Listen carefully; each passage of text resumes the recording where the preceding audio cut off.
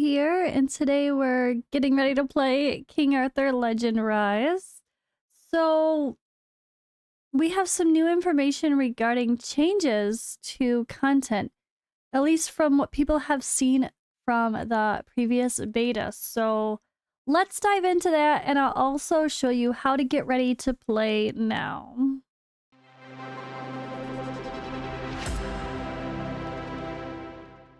Alright, so before we get into all this, if we're gonna play now, you gotta go to the website first of all and make sure you pre-register, because that will allow you to yeah, get some free stuff and get the information for when it's going global and all that silly stuff. But how do you actually play? Well, if you look here, the actual website for PC version coming soon, I think this will change on the tomorrow, the day that I'll be posting my first 1 hour of gameplay video.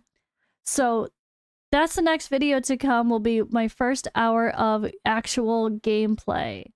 So if you guys are not sure if you want to take the time to download this, install it, and whatever, and you want to just look through and see how it plays, how do I respond to it?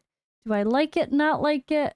Is it easy to understand? Is it complicated? Is it graphically beautiful or not? How does it feel?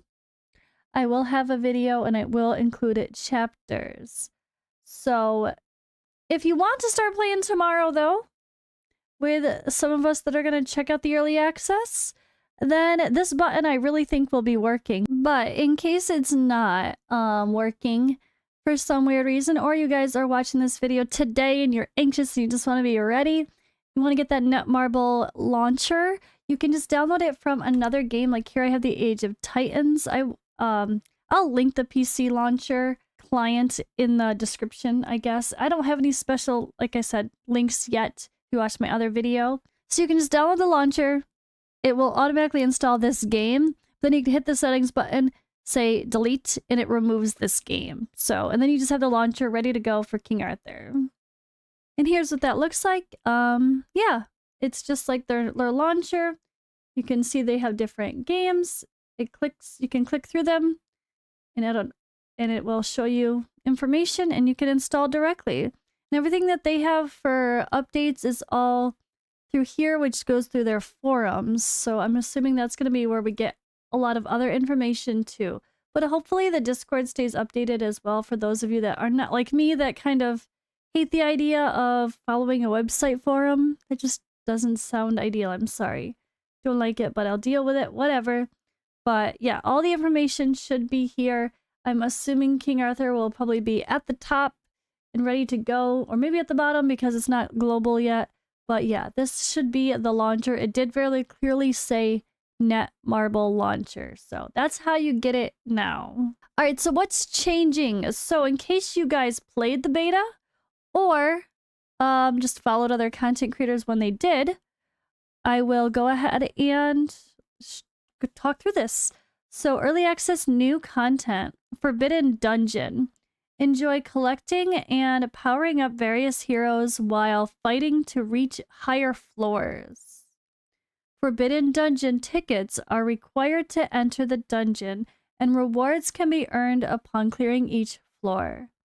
Clearing floors will earn you tokens that can be used in the Forbidden Dungeon shop. Once the season is over, additional rewards will be distributed based on your final ranking. The monsters in the dungeon change every season. Ooh, I love the like seasonal type stuff for like arena or for towers. Okay, that looks very cool. Let's see how much I can zoom in here. Forbidden Dungeon Season 2, floor, whatever. How many days left?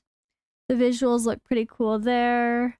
You get rewards of some sort of coin resources, and then, yeah, each battle has its currency, like it said. Okay, and then there's this sealed temple.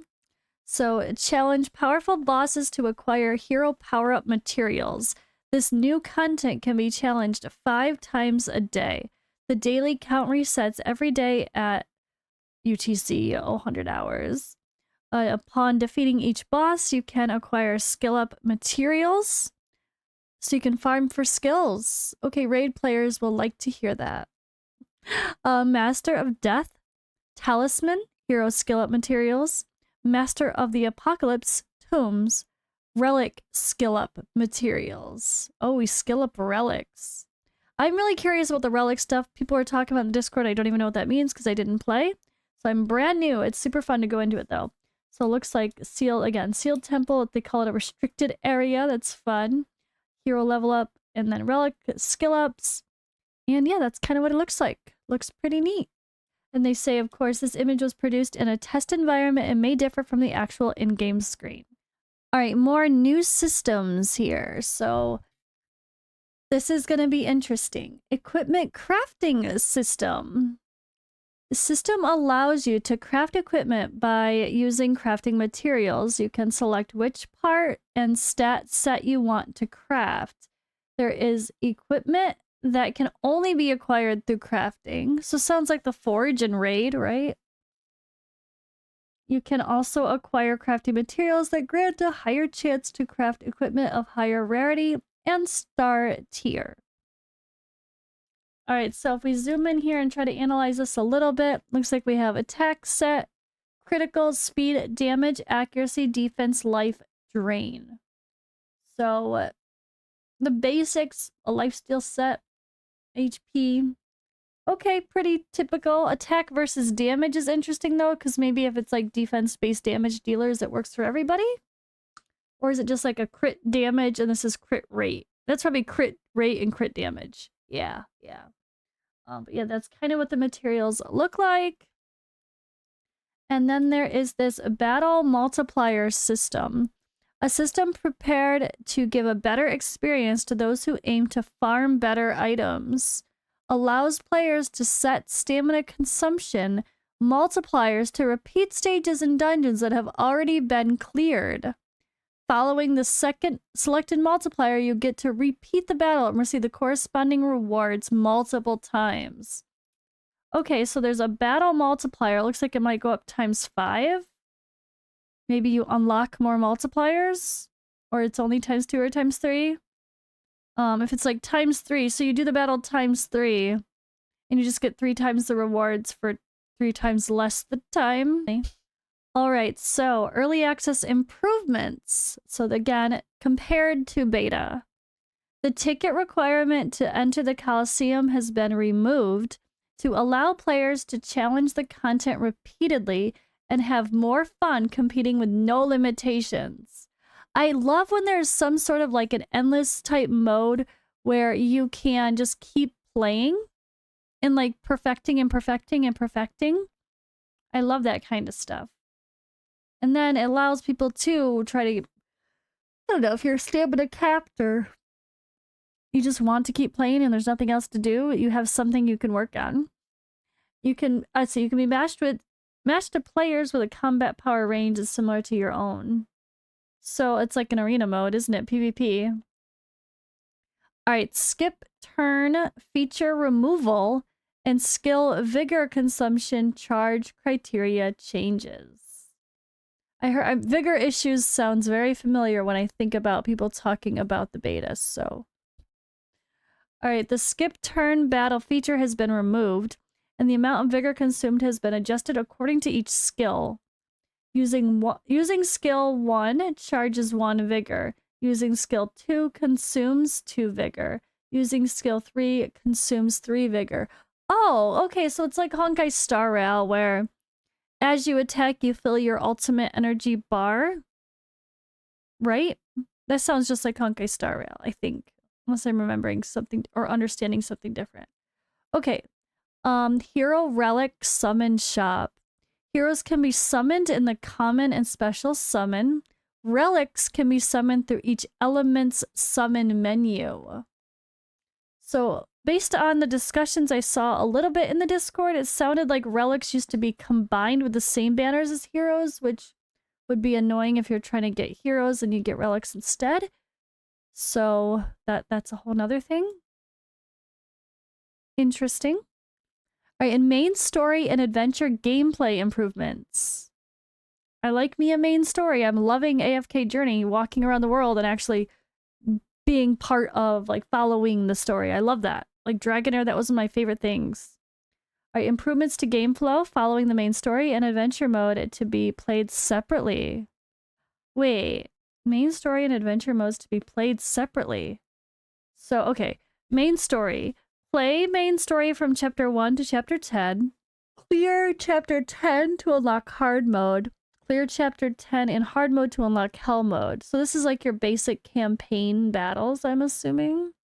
Or is it more like Dragonair and AFK Journey where you run around the world and you have battles along the way, literally, but or is it more like Raid and all the other games that have like a campaign menu?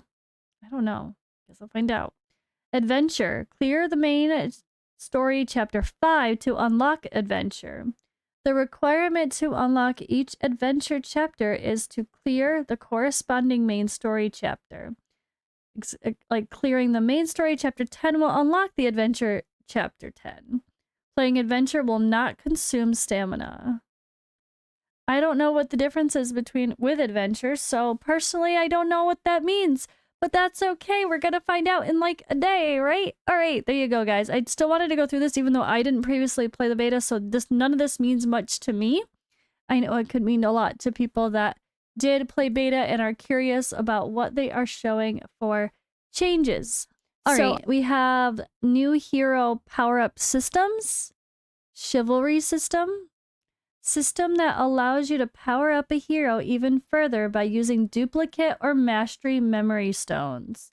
So yeah, the duplicate system before was the only could use artifacts as a type of gearing or equipment with dupe. So this is different. All right, change a hero's battle pattern by increasing specific stats or granting additional effects to their passive skill, considering what matches their attributes.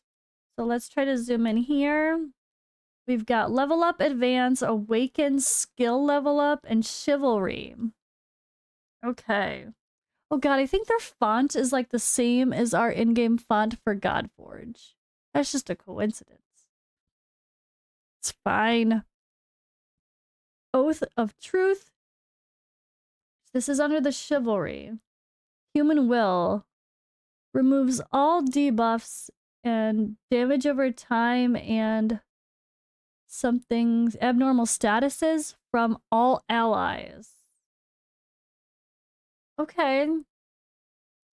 So duplicates will allow you to give a hero some sort of bonus power-up. That sounds good. I like that. Hero power-up reset system.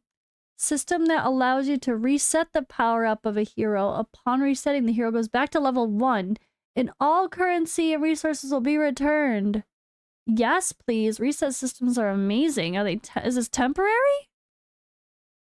The problem with this is, if you can just do this all the time at willy-nilly, you would just do what we do in Dragonair the first week. You would build a team to do one specific thing, reset all the heroes, build another team to do another very specific thing, and reset all the heroes, and just keep doing that all the time.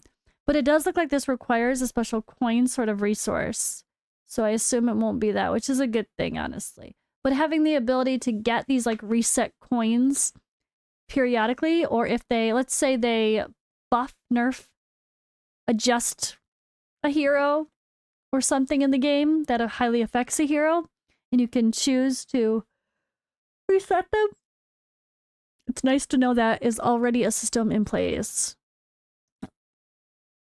All right, that sounds good to me. It says the level, advancement, awakening, and passive skills are all reset. The hero's earned XP will be converted to XP potions. Any gold spent while leveling up the hero will not be returned. So you do waste gold if you just do that too much. And then chivalry values will not be reset. Oh, interesting. All returned items will be sent to your something. Okay. All right, guys. This is an interesting one. I'm curious if this is only going to be like when we buff or nerf or change things, we'll give you a coin to reset them if you want to. Or how is this going to be implemented into the game? They don't really say. There will be a system. So other than that here, oops, let me head back to the actual King Arthur. So, announcements. That's all we got, guys. That's all we got. Again, early access is Canada only, and the PC client, which is going to be the Netmarble launcher, which is what I showed you how to download, is going to be for South Korea, Japan, China, Vietnam, and Afghanistan. So the game is pretty much out, is how a lot of people are looking at it. But what happens with our accounts at Global? Do we keep them? Do we keep just playing as if we started early? Literally early access, you start early and you just keep playing? Is anything going to be server-based to where we'll be restricted to not play with other people? Are they going to transfer stuff to where you get resources based on if you played early access? I don't know. People said there was a no wipe for beta was the plan, but it wasn't guaranteed. So there's no, like, nothing is set in stone. They don't say that anywhere. So what we really need is like a serious Q&A posted, which if they do anything like that, as far as answering our questions, I will absolutely make a video on that as well. And if I post multiple videos a day because of all the information that starts flooding, I will. I absolutely will.